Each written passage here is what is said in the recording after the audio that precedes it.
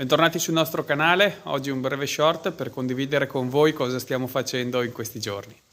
Oggi è una giornata piovosa, per cui abbiamo lasciato in sospeso il lavoro nei vigneti e ci concentriamo a tagliare un po' di legna per il prossimo inverno. In pratica noi adesso stiamo usando la troncatrice in modo tale da andare a ridurre in pezzi più piccoli la legna.